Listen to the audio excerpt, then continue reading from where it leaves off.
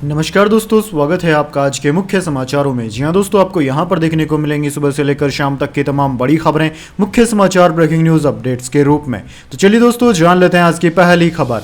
Kolkata trainee doctor का rape और murder, medical college के सुप्रिटेंडेंट हटाए गए। आरोपी 4 शादियां कर चुका, 3 पत्नियां भागी। कल रेजिडेंट डॉक्टरों की देशव्यापी हड़ताल। जी हां दोस्तों, कोलकाता के आरजी कर मेडिकल कॉलेज और अस्पताल में ट्रेनी डॉक्टर से दुष्कर्म और हत्या का विरोध बढ़ता जा रहा है। पश्चिम बंगाल स्वास्थ्य विभाग ने आरजी मेडिकल कॉलेज के सुप्रिटेंडेंट को सस्पेंड कर दिया। घटना सामने आने के तीसरे दिन भी रेजिडेंट डॉक्टरों का विरोध प्रदर्शन जारी है। उनका आरोप है कि इस मेडिकल कॉलेज की पूरी सुरक्षा एजेंसी में खामी है। कोलकाता की घटना को लेकर दिल्ली में भी विरोध हो रहा है। रविवार को रेजिडेंट डॉक्टरों के संगठन federation of all India resident doctors association FRODA ने ऐलान किया है कि 12 अगस्त से पूरे देश में देशव्यापी हड़ताल की जाएगी। चलिए दोस्तों, जान लेते हैं अगली खबर। हिंडनबर्ग का सेबी चीफ पर आरोप, माधवी बुच की उस विदेशी फंड में हिस्सेदारी जिसमें अडानी का निवेश। बुच बोली, हमारी जिंदगी खुली किताब है। जी हां दोस्तों, अमेरिकी कंपनी हिंडनबर्ग ने शनिवार को security exchange board of India SEBI की चेयरपर्सन पर गंभीर आरोप लगाए। हिंडनबर्ग ने अपनी रिपोर्ट में दावा किया कि माधवी पुरी बुच और उनके पति धवल बुच की अडानी ग्रुप से जुड़ी ऑफशोर कंपनी में हिस्सेदारी है। बुच ने इन आरोपों को निराधार और चरित्र हनन का प्रयास बताया। सेबी चेयरपर्सन ने सभी फाइनेंशियल रिकॉर्ड डिक्लेयर करने की इच्छा व्यक्त की। अपने पति धवल बुच के साथ एक जॉइंट स्टेटमेंट में उन्होंने कहा कि हमारा जीवन और फाइनेंस एक खुली किताब है। चलिए दोस्तों, जान लेते हैं अगली खबर। पंजाब मेल में आग लगने की अफवाह, भगदड़ मची। शाहजहांपुर में 50 की स्पीड पर चल रही ट्रेन से 30 लोग कूदे, 20 हुए घायल। जी हां दोस्तों, शाहजहांपुर में पंजाब मेल एक्सप्रेस में आग लगने की अफवाह के बाद भगदड़ मच गई। जर्नल कोच में यात्री एक दूसरे को कुचलते हुए भागने लगे। 30 यात्री 50 किलोमीटर प्रति घंटे की स्पीड से चल रही ट्रेन से कूद गए। घटना में 20 यात्री घायल हैं। 6 की हालत गंभीर बताई जा रही है, जिन्हें अस्पताल में भर्ती कराया गया। वहीं दोस्तों, घटना रविवार सुबह 8:30 बजे बरेली और कटरा स्टेशन के बीच हुई। पंजाब मेल अमृतसर से हावड़ा जा रही थी। बरेली में रुकने के बाद ट्रेन शाहजहांपुर के लिए रवाना हुई। करीब 60 किलोमीटर चलने के बाद ट्रेन बहलगुज नदी के पुल के करीब पहुंची, तभी किसी यात्री का हाथ आग बुझाने वाले इक्विपमेंट पर लग गया। इक्विपमेंट गैलरी में गिर गया, जिससे उसकी नोब निकल गई और आग बुझाने वाला केमिकल निकलने लगा। इससे यात्री देखकर डर गए और यात्रियों को लगा कि ट्रेन में आग लग गई है। चलिए दोस्तों, जान लेते हैं अगली खबर। कांग्रेस बोली, मोदी ने अडानी को बचाने की साजिश रची, जिस सेबी को जांच सौंपी वही घोटाले में शामिल। हिंडनबर्ग रिपोर्ट पर संसदीय जांच की मांग। जी हां दोस्तों, हिंडनबर्ग की रिपोर्ट में अडानी ग्रुप की कंपनियों में सेबी चीफ माधवी पुरी बुच की हिस्सेदारी के खुलासे के बाद राजनीति शुरू हो गई। कांग्रेस ने कहा है कि नरेंद्र मोदी ने जांच के नाम पर अपने परम मित्र अडानी को बचाने की साजिश रची है। कांग्रेस ने एक्स पर लिखा कि अडानी महाघोटाले की जांच सेबी को दी गई। अब खबर है कि सेबी की चीफ माधवी बुच भी अडानी महाघोटाले में शामिल है। मतलब घोटाले की जांच करने वाला ही घोटाले में शामिल है ना? कमाल की बात। चलिए दोस्तों, जान लेते हैं अगली खबर। पेरिस ओलंपिक में बिना गोल्ड के भारत का अभियान हुआ समाप्त। मेडल टैली में 71वें स्थान पर रहा। विनेश के मेडल का फैसला 13 अगस्त को होगा। जी हां दोस्तों, भारतीय रेसलर रितिका हुड्डा के क्वार्टर फाइनल में हार के साथ ही शनिवार रात पेरिस ओलंपिक 2024 में भारत का अभियान समाप्त हो गया। रेसलिंग की विमेंस 76 kg कैटेगरी में उन्हें किर्गिस्तान की आई मेरी मेंडेप काइजी ने 1-1 से हराया था। रेसलिंग के अलावा भारतीय गोल्फर अदिति अशोक 29वें स्थान पर रही। भारत के लिए विमेंस 10 मीटर एयर पिस्टल में Manu Bhaker, 10 metre air pistol mixed में मनु भाकर और Sarabjot Singh, men's 50 metre rifle 3 position में स्वप्निल कुलासे, रेसलिंग में अमन शहरावत और हॉकी को मिलाकर भारत ने कुल 5 ब्रोंज मेडल जीते। वहीं star javelin thrower Neeraj Chopra ने सिल्वर दिलाया। भारत ने कुल मिलाकर 6 मेडल जीते। चलिए दोस्तों, जान लेते हैं अगली खबर। देश का मानसून ट्रेकर, दिल्ली NCR में भारी बारिश से सड़कों पर भरा पानी, लंबा जाम लगा। पंजाब में 9 की मौत, काशी विश्वनाथ के गेट बंद। जी हां दोस्तों, भारतीय मौसम विज्ञान विभाग ने रविवार की शाम 6 बजे दिल्ली में भारी बारिश का ऑरेंज अलर्ट जारी किया। यहां रविवार को भी भारी बारिश हुई। इस कारण कई इलाकों में पानी भर गया, सड़कों पर लंबा लंबा जाम लग गया। वहीं दोस्तों, पंजाब हिमाचल के बॉर्डर वाले इलाके जेजो दो आबा में नदी पार करते समय इनोवा कार पानी में बह गई। इस घटना में 9 लोगों की मौत हो गई। पुलिस ने बताया कि एक व्यक्ति का रेस्क्यू किया गया है। 2 और लोग लापता हैं, सभी हिमाचल के रहने वाले हैं। इधर दोस्तों, हिमाचल प्रदेश में आज भी भारी बारिश का अलर्ट है। लैंडस्लाइड और बाढ़ के चलते राज्य की 288 सड़कें बंद है। धर्मशाला ऊना में नदियां उफान पर है। पुलिस ने लाहौल स्पीति के जाहलमान नाले को पार करते वक्त लोगों को अधिक सावधानी बरतने को कहा है। इसके अलावा दोस्तों यूपी के 12 जिलों में बाढ़ जैसे हालात है। वाराणसी में काशी विश्वनाथ कॉरिडोर की सीढ़ियों तक पानी पहुंच गया। इसके चलते बाबा विश्वनाथ धाम के गंगा द्वार समेत 3 गेट से एंट्री बंद कर दी गई है। झारखंड के रांची में बॉयज हॉस्टल से भागने के दौरान एक छात्र जुमार नदी में बह गया। पुलिस ने बताया कि छात्र की तलाश के लिए एनडीआरएफ को लगाया गया है। बारिश के कारण नदी का जलस्तर बढ़ा हुआ है। इसके अलावा दोस्तों भारतीय मौसम विज्ञान विभाग ने 12 अगस्त को हिमाचल प्रदेश, उत्तराखंड, उत्तर प्रदेश, राजस्थान, अरुणाचल प्रदेश, असम, मेघालय, नागालैंड, मणिपुर, मिजोरम, त्रिपुरा, बिहार, तमिलनाडु, केरल में भारी बारिश का अलर्ट जारी किया है। भारतीय मौसम विज्ञान विभाग ने कहा कि केरल में 12 अगस्त को भारी बारिश का ऑरेंज अलर्ट है। वैसे दोस्तों कमेंट करके बताइए आप कौन से राज्य में निवास करते हैं, ताकि आने वाले वीडियोस में हम आपके राज्य की खबरें भी आप तक प्रमुखता से पहुंचा सकें। चलिए जान लेते हैं अगली खबर। प्रधानमंत्री मोदी ने जारी की जलवायु अनुकूल बीजों की 109 किस्में, उपज के साथ बढ़ाएंगे किसान की आय। जी हां दोस्तों, प्रधानमंत्री नरेंद्र मोदी ने रविवार को कृषि और बागवानी फसलों की उच्च उपज वाली जलवायु अनुकूल और जैव सुदृढ़ीकरण बीजों की 109 किस्मों को जारी किया। इस पहल का उद्देश्य कृषि उत्पादकता और किसानों की आय को बढ़ाना है। इन किस्मों को भारतीय कृषि अनुसंधान परिषद ने विकसित किया है और ये कुल 61 फसलों से संबंधित है। इनमें 34 खेतों में लगाई जाने वाली और 27 बागवानी की फसलें हैं। दोस्तों प्रधानमंत्री मोदी ने दिल्ली के पूसा परिसर में 3 प्रायोगिक कृषि उपखंडों पर बीजों को पेश किया। इस मौके पर प्रधानमंत्री ने किसानों और वैज्ञानिकों के साथ बातचीत भी की। खेती की फसलों में अनाज, बाजरा, चारा, तिलहन, दलहन, गन्ना, कपास और फाइबर फसलें शामिल है। वहीं दोस्तों बागवानी की फसलों में फलों, सब्जियों, मसालों, फूलों और औषधीय पौधों की नई किस्में भी शामिल है। चलिए जान लेते हैं अगली खबर। तिहाड़ से बाहर आते ही एक्शन में आए मनीष सिसोदिया, दिल्ली विधानसभा चुनाव की संभाली कमान, ताबड़तोड़ बैठकों का प्लान। जी हां दोस्तों, दिल्ली शराब घोटाला केस में पिछले करीब 1.5 साल से तिहाड़ जेल में बंद मनीष सिसोदिया जेल से बाहर आते ही पूरे एक्शन में आ गए हैं। जेल से बाहर निकलते ही उन्होंने दिल्ली विधानसभा चुनाव की कमान संभाल ली। मनीष सिसोदिया आज शाम 6 बजे आम आदमी पार्टी की बड़ी बैठकें करेंगे, जिसमें पार्टी के सभी बड़े नेता शामिल होंगे। यह बैठक मनीष सिसोदिया के आवास पर होगी। सबसे बड़ा सवाल दोस्तों यह है कि मनीष सिसोदिया क्या फिर से मंत्रिमंडल में किसी विभाग का कामकाज संभालेंगे या केवल आम आदमी पार्टी के लिए चुनावी रणनीति पर कामकाज देखेंगे। फिलहाल पार्टी की बैठक से शुरुआत करके मनीष सिसोदिया ने अपने इरादे जाहिर कर दिए हैं। चलिए दोस्तों जान लेते हैं अगली खबर। सुपरस्टार्स के तंबाकू प्रमोट करने पर भड़क उठे मुकेश खन्ना, बोले इनको पकड़कर मारना चाहिए, मैंने अक्षय को डांटा भी था। जी हां दोस्तों, शक्तिमान फेम वेटरनर एक्टर मुकेश खन्ना ने एक इंटरव्यू में पान मसाले का ऐड करने वाले एक्टर्स की जमकर आलोचना की। एक्टर ने कहा कि ऐसे एक्टर्स को तो पकड़कर मारना चाहिए। बॉलीवुड बबल को दिए एक इंटरव्यू में मुकेश खन्ना ने कहा कि अगर आप मुझसे पूछेंगे तो मैं कहूंगा कि इनको पकड़कर मारना चाहिए। मैंने इनसे यह कहा भी है। अक्षय कुमार को मैंने डांटा भी था कि वो हेल्थ को लेकर इतना जागरूक रहता है, फिर कैसे इस तरह के ऐड कर रहा है। कभी अजय देवगन और शाहरुख खान भी ऐसे ऐड करते हैं। समझ नहीं आता कि आप लोगों को क्या सिखा रहे हैं। चलिए दोस्तों जान लेते हैं अगली खबर। सुप्रीम कोर्ट बार बार जानकारी मांगता था, सेबी बार बार बगलें झांकता था। हिंडनबर्ग के खुलासे पर बोली कांग्रेस लीडर, ये सबसे बड़ी कॉन्स्पिरेसी है। जी हां दोस्तों, अमेरिकी शॉर्ट सेलर हिंडनबर्ग रिसर्च की रिपोर्ट में अडानी ग्रुप और सेबी चेयरपर्सन पर आरोप लगाने के बाद राजनीति गर्म होती जा रही है। रिपोर्ट में कहा गया है कि सेबी की चेयरपर्सन की उन ऑफशोर कंपनियों में हिस्सेदारी रही है जिनका इस्तेमाल अडानी समूह की कथित वित्तीय अनियमितताओं में हुआ था। हिंडनबर्ग रिसर्च की ताजा रिपोर्ट पर कांग्रेस नेता सुप्रिया सुरनेत ने कहा कि क्या अडानी मामले की जांच इसलिए नहीं की जा रही थी क्योंकि जिसे जांच करनी थी वह कथित घोटाले में शामिल था। सुप्रीम कोर्ट के बार बार आदेश के बावजूद सेबी ने सक्रियता से जांच नहीं की। यह पारदर्शिता को पूरी तरह खत्म करता है। यह सबसे बड़ी आपराधिक साजिश है। वहीं दोस्तों, कांग्रेस नेता ने कहा कि इस रिपोर्ट ने सेबी प्रमुख और प्रधानमंत्री मोदी की ईमानदारी को उजागर कर दिया। उच्चतम न्यायालय बार बार निवेश की जानकारी मांगता था, सभी बार बार इधर उधर बगले झांकते थे।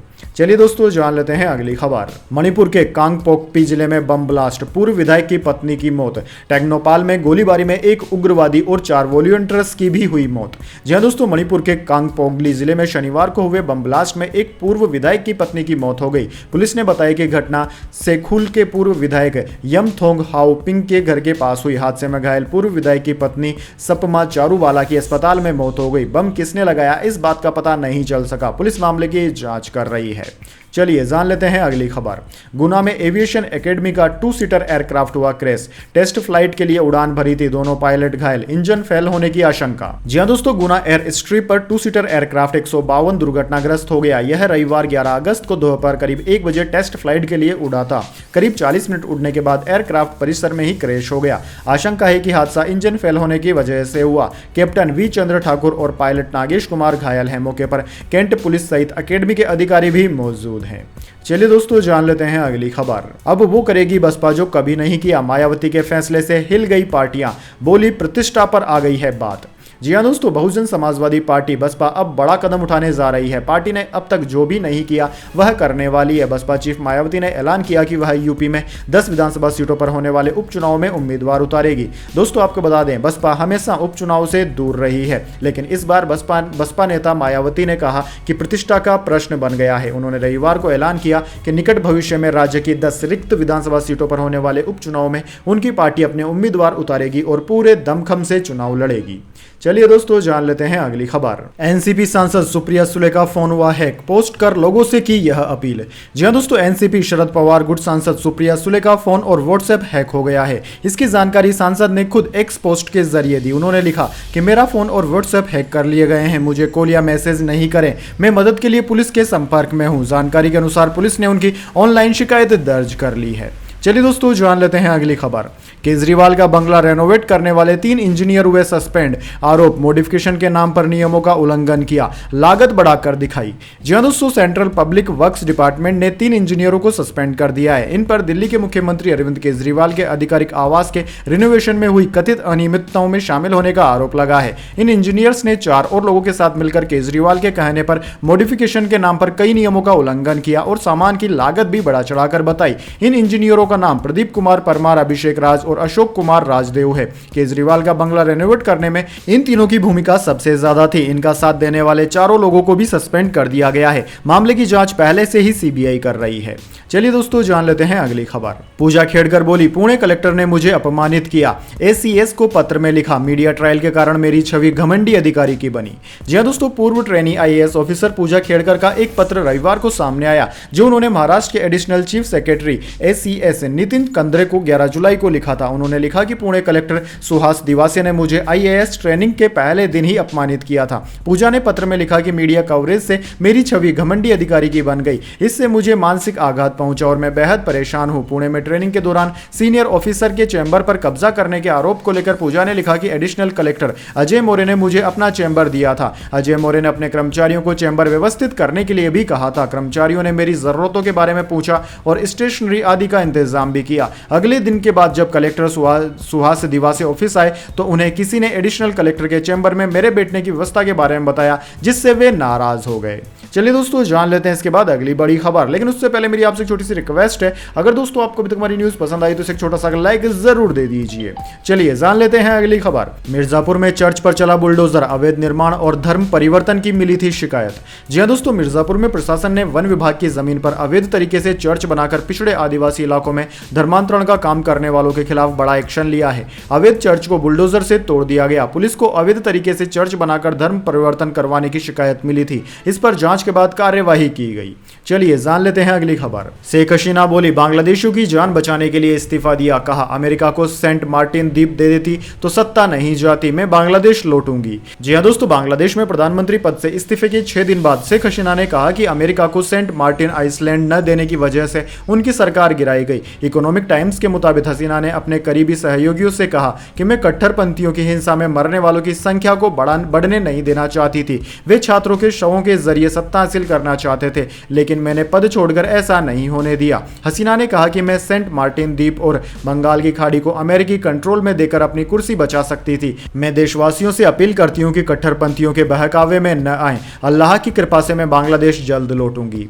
चलिए दोस्तों जान लेते हैं अगली खबर। अर्जुन रामपाल का एक्स अकाउंट हुआ हैक, कहा यह अच्छी खबर नहीं, किसी भी मैसेज या ट्वीट का जवाब न दें। जी हां दोस्तों, बॉलीवुड एक्टर अर्जुन रामपाल ने हाल ही में सोशल मीडिया के जरिए बताया कि उनका एक्स, जिसका नाम पहले ट्विटर था, वह अकाउंट हैक हो गया है। अर्जुन ने इसे एक बुरी खबर बताया। अर्जुन रामपाल ने अपने ऑफिशियल इंस्टाग्राम अकाउंट पर इसकी जानकारी देते हुए लिखा कि यह अच्छी खबर नहीं है, मेरा एक्स अकाउंट हैक हो चुका है, प्लीज किसी भी ट्वीट या मैसेज का रिप्लाई मत कीजिए।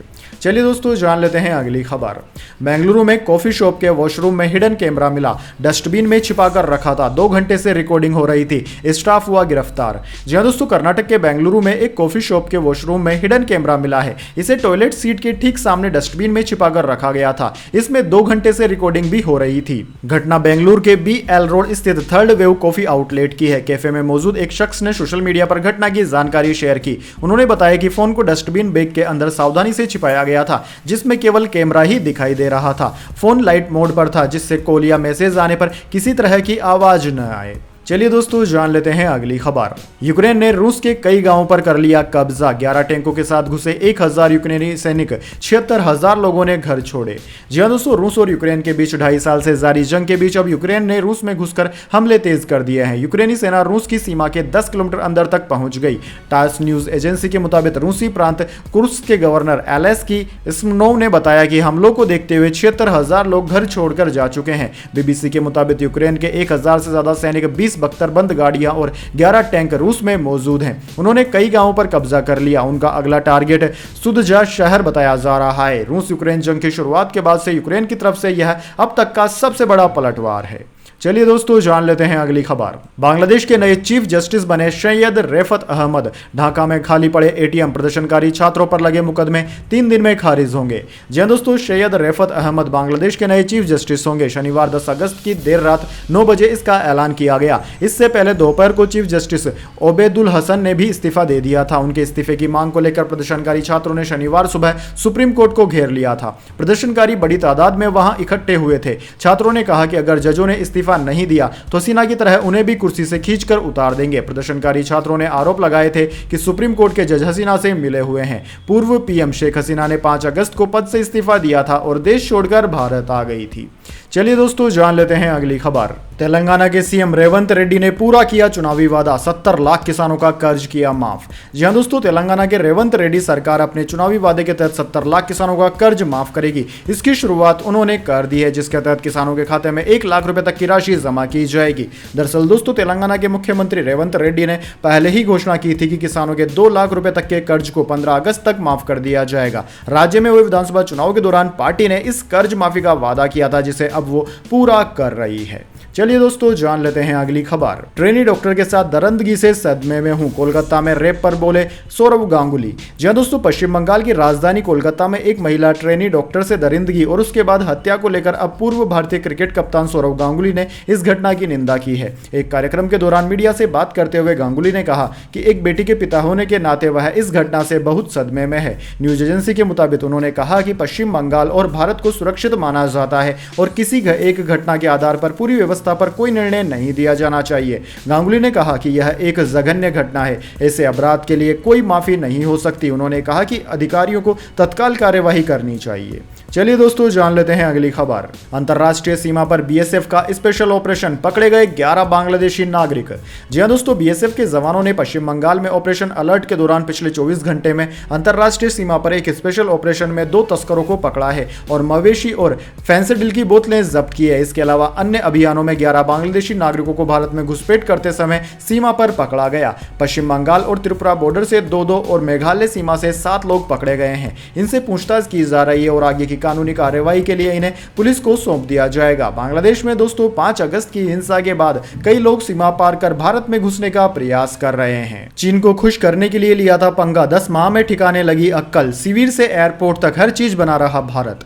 जी हां दोस्तों, करीब 1 साल पहले भारत के प्रति नफरत की आग जलाकर मालदीव की सत्ता संभालने वाले राष्ट्रपति मोहम्मद मुइज़्ज़ू की अक्ल अब ठिकाने लग गई है। बीते करीब 10 महीने से वह चीन के गुणगान में लगे हुए थे। वह हर बात पर भारत से पंगा ले रहे थे, लेकिन इन 10 महीनों में वह जमीनी हकीकत से रूबरू हो गए। वह अब भारत के गुणगान में लगे हैं। वह भारत को सबसे सच्चा दोस्त बताने लगे हैं। ऐसे में विदेश मंत्री एस जयशंकर ने रविवार को कहा कि मालदीव हिंद महासागर क्षेत्र में भारत का एक प्रमुख साझेदार है तथा दोनों देश अपने सहयोग को आधुनिक साझेदारी में बदलने की आशंका रखते हैं। वहीं दोस्तों जयशंकर ने अड्डू पुनर्ग्रहण और तट संरक्षण परियोजनाओं का हस्तांतरण समारोह और एग्जिम बैंक की ऋण सहायता के तहत भारत सरकार की मदद से बनाई गई 4 लेन डेटोर लिंक सड़क परियोजना के उद्घाटन के अवसर पर यह बात कही। इस अवसर पर मालदीव के विदेश मंत्री मूसा जमीर भी मौजूद थे। तो दोस्तों यह थी आज की तमाम बड़ी खबरें। इसके बाद दोस्तों बारी आती है आज के माइंड क्विज क्वेश्चन की। जी हाँ दोस्तों, एक आसान से सवाल का जवाब देकर आप जीत सकते हैं एक सरप्राइज गिफ्ट हमारे यूट्यूब चैनल की ओर से। तो दोस्तों आज का सवाल आपकी स्क्रीन पर आ चुका है। भारत में सबसे लंबा कार्यकाल कौन से प्रधानमंत्री का रहा था? जी हाँ दोस्तों, अगर आप जानते हैं उन प्रधानमंत्री का नाम जिनका की सबसे लंबा कार्यकाल रहा था तो जल्दी से उनका नाम करें उसमें लिख दीजिए। अगर दोस्तों आपका जवाब होता है एकदम सही और आप चले जाते हैं लकी विजेता के रूप में तो आपको मिल सकता है एक सरप्राइज गिफ्ट हमारे यूट्यूब चैनल की ओर से। तो दोस्तों जल्दी से अपना उत्तर कमेंट बॉक्स में लिख दीजिए, वीडियो को लाइक कर लीजिए और चैनल को सब्सक्राइब करके बेल आइकन भी दबा लीजिए। धन्यवाद। वंदे मातरम। जय हिंद, जय भारत।